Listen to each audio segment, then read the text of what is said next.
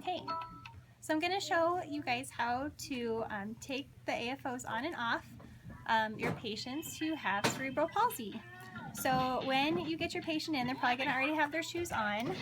So what you're going to do is first take off their shoes. It's going to be pretty easy. If they don't have a lift, they come off pretty easy. Sometimes instead of Velcro, they might have ties. You take them off just like regular shoes.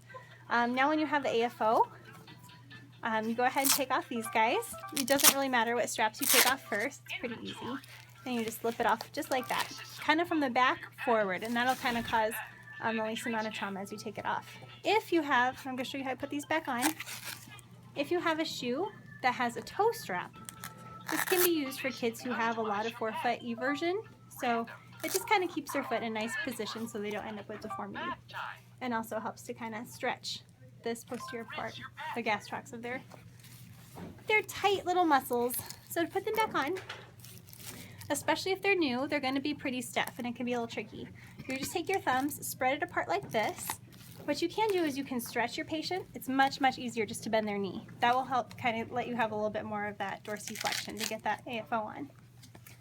So once you bend their knee, it's very, very easy.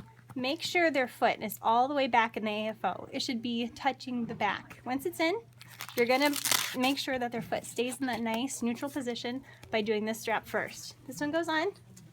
This is going to be your tight strap. Almost forgot. This little cookie goes in here too to protect their skin. So tight strap first. Nice and snug as a bug. Once you get that sucker on, doesn't really matter which ones you do next. I usually do this one.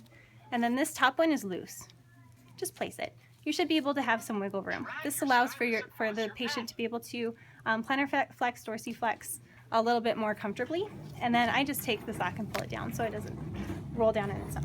The toe strap, if they have a toe strap, many patients do not have a toe strap, but if they do, kind of just make a little space in their sock.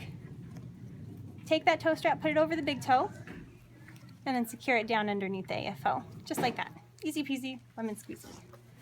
So to put the shoe on, you're just going to loosen it up as much as possible so you have a nice big place to put the AFO. Put the shoe in, wiggle it in, and then secure it down, and you are all set.